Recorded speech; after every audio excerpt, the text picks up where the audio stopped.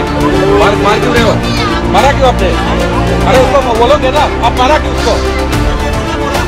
वो प्रॉब्लम होगा लेकिन हाथ আকাশমাৰ্গত অপদস্থ হোৱা কাছাৰৰ হুছেইন আহমেদ অসুস্থ শৰীৰে উপস্থিত হ'ল কাটিগড়াৰ নিজ বাসগৃহত। যোৱা ৩১ জুলাইত এইজন হুছেইন আহমেদ ইণ্ডিগো বিমানত তৰ্ক বিতৰ্ক হৈছিল এজন যাত্ৰীৰে। অসমৰ হুছেইনক কলকাতালৈ অহাৰ পথত চৰ সোধাইছিল যাত্ৰীজনে। অন্য এজন যাত্ৰীয়ে মোবাইলেৰে কৰিছিল ভিডিঅ' আবদ্ধ। পৰৱৰ্তী সময়ত চিনাক্ত হৈছিল হুছেইনক প্ৰহাৰ কৰা যাত্ৰী। প্ৰহাৰকাৰী হাফিজুল ৰহমানক ইণ্ডিগো কৰ্তৃপক্ষৰ শাস্তি। ন' ফ্লাই লিষ্টত হাফিজুল ৰহমান। ভৱিষ্যতে ইণ্ডিগো বিমানত নিষিদ্ধ কৰা হৈছে হুছেইন আহমেদক প্ৰহাৰ কৰা হাফিজুল ৰহমানক।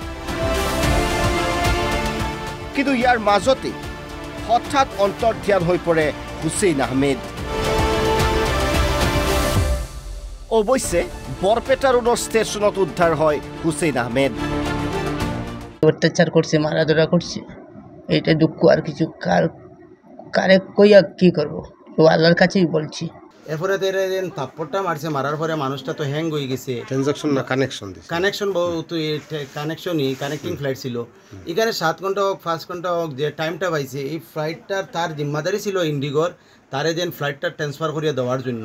তারা মানুষটা আউট হইয়া গিয়ে স্টেশন যার পাগলের বেশে আইয়া এখানেও যার এখানে একমাত্র মিডিয়ায় বা সোশ্যাল মিডিয়ায় বা মানুষের যেগুলো হেল্প করছে, এই হেল্পের মাধ্যমে আইয়া বাড়িতে আজিছে। কিন্তু ইন্ডিগো তার জিম্মাদারিটা পালন করছে না সর্ব অবস্থায়। এটা দুঃখিত আমরা। বিমানতেই পেনিক এটেকৰ বাবে অসুস্থ হুছেইন আহমেদ এতিয়াও সম্পূৰ্ণৰূপে সুস্থ হৈ উঠা নাই। শিলচৰৰ পৰা দিলীপ কুমাৰ সিং, NB নিউজ।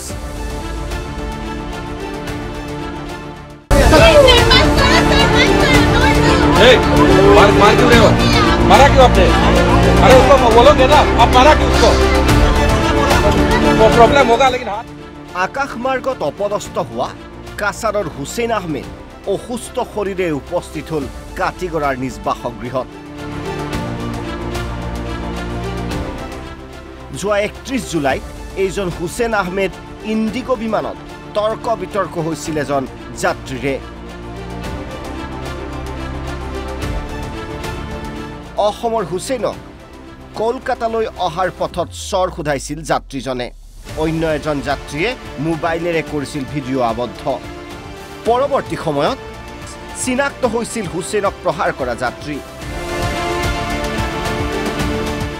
প্ৰহাৰকাৰী হাফিজুল ৰহমানক ইণ্ডিগো কৰ্তৃপক্ষৰ শাস্তি। ন' ফ্লাই লিষ্টত হাফিজুল ৰহমান। ভৱিষ্যতে ইণ্ডিগো বিমানত নিষিদ্ধ কৰা হৈছে হুছেইন আহমেদক প্ৰহাৰ কৰা হাফিজুল ৰহমানক। কিন্তু ইয়াৰ মাজতে হঠাৎ অন্তৰ্ধান হৈ পৰে হুছেইন আহমেদ। অৱশ্যে বৰপেটা ৰোডৰ ষ্টেচনত উদ্ধাৰ হয় হুছেইন আহমেদ। অত্যাচার করছে, মারাধরা করছে, এইটা দুঃখ আর কিছু কারে কইয়া কি করবো, তো আল্লাহর কাছেই বলছি। এরপরে থাপ্পড়টা মারছে, মারার পরে মানুষটা তো হ্যাং হয়ে গেছে। ট্রানজাকশন না কানেকশন কানেকশনই কানেক্টিং ফ্লাইট ছিল। এখানে 7 ঘন্টা হোক 5 ঘন্টা হোক যে টাইমটা পাইছে, এই ফ্লাইটটার তার জিম্মাদারি ছিল ইন্ডিগোর, তারে যেন ফ্লাইটটা ট্রান্সফার করিয়া দেওয়ার জন্য। তারা মানুষটা আউট হইয়া গিয়ে স্টেশন যার পাগলের বেশে আইয়া এখানেও যার এখানে একমাত্র মিডিয়ায় বা সোশ্যাল মিডিয়ায় বা মানুষের যেগুলো হেল্প করছে, এই হেল্পের মাধ্যমে আইয়া বাড়িতে আজিছে। কিন্তু ইন্ডিগো তার জিম্মাদারিটা পালন করছে না সর্ব অবস্থায়। এটা দুঃখিত আমরা। বিমানতেই পেনিক এটেকৰ বাবে অসুস্থ হুছেইন আহমেদ এতিয়াও সম্পূৰ্ণৰূপে সুস্থ হৈ উঠা নাই। শিলচৰৰ পৰা দিলীপ কুমাৰ সিং, NB নিউজ।